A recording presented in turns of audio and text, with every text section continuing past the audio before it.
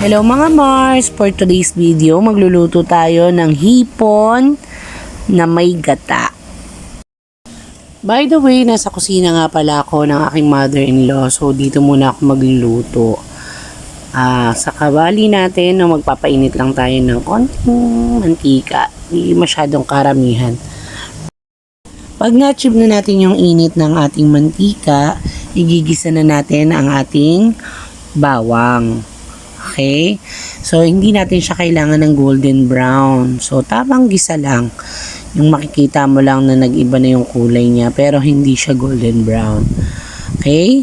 Pag nakita na natin na medyo naluto-luto na yung ating bawang, isusunod na nating igisa yung ating sibuyas.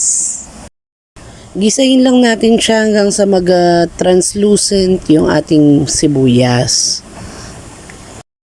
Buttered shrimp talaga sana yung lulutuin namin, kaya lang madalas ganun yung ginagawa namin sa hipon. Kung hindi naman, sinigang. So ngayon nag-isip kami, ibahin naman natin yung recipe na gagawin sa hipon.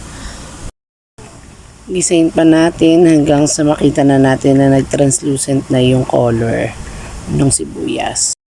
Isunod na natin yung ating kamatis. Sa recipe na to, 3 kamatis yung ginamit ko. At mga hinog na talaga na kamatis, hindi yung may green pa. Kasi ang kailangan natin dito talaga is hinog na. So tuloy-tuloy lang natin yung ating paggisa hanggang sa lumambot na or ma-achieve na natin yung tamang texture ng ating kamatis. Kasi kailangan natin siyang durugin talaga para mas lumabas yung flavor niya.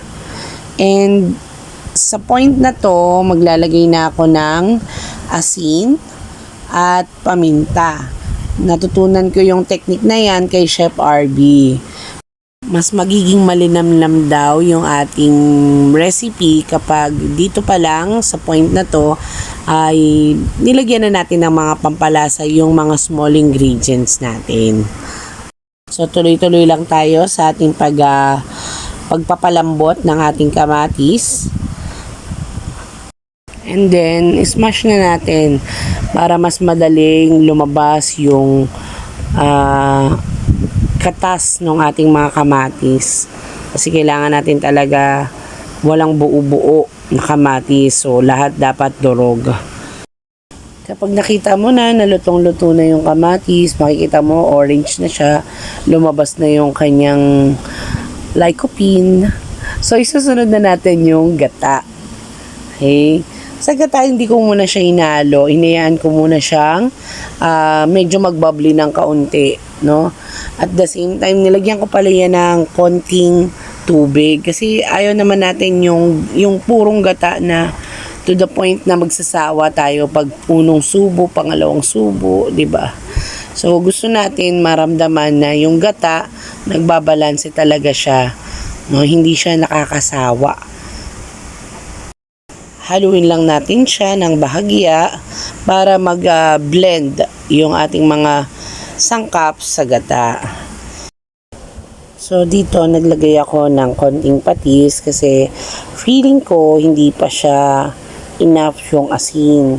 Kasi yung gata nga natin ay manamis-namis, di ba?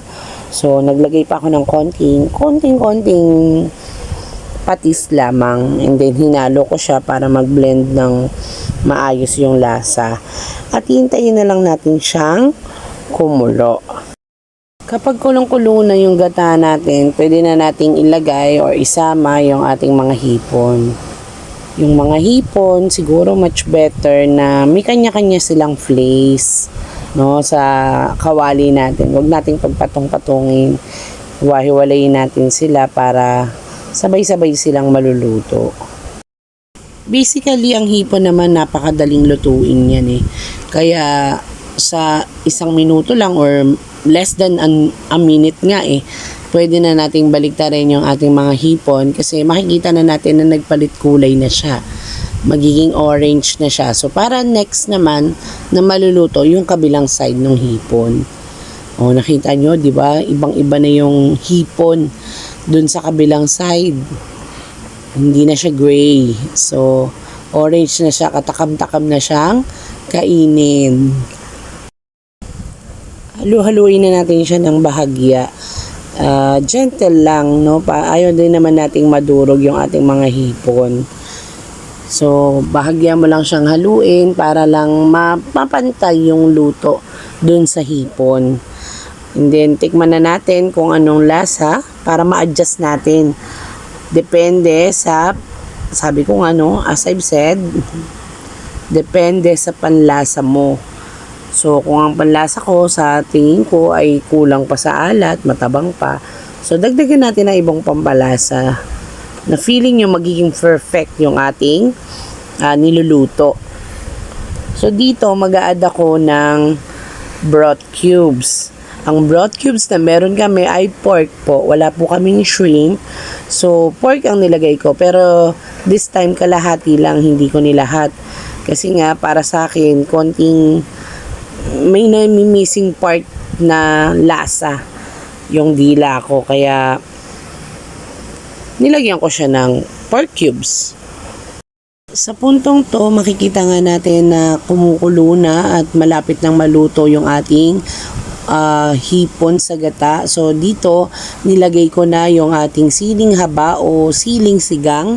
2 piraso lang. Actually, may bata kasi kaming kakain kaya hindi namin siya pinutol-putol. Pero kung matatanda, choice nyo naman yan kung gusto nyo mag-add ng chili pa or ng pampaanghang. Habang patuloy na kumukulo yung ating gata, yan, ilalagay na natin yung ating huling ingredients, which is yung kangkong. Sa kangkong po, make it sure na hugasan nyo siyang mabuti. Kasi sometimes no, hindi natin nakikita na merong mga uod po sa ating kangkong. Which is, kangkong pa rin naman yung kinakain niya. Kaya lang kahit sino namang tao or kahit sino naman yata sa atin ay ayaw nakakita ng uod sa ating pagkain. Basically, no? So, sa akin lang pong palagay yon. So, dito sa point na to, yung kangkong, hindi ko na siya masyadong pinailalim kasi mabilis naman siyang maluto. Kaya, tatakpan lang din natin yung ating kawali. And sa pagkakatakip dyan sa ating kawali, unti-unti, maluluto na yung kangkong. Mag-i-steam na siya ng sarili niya. Our work here is done. Ito na ang ating hipon sa gata.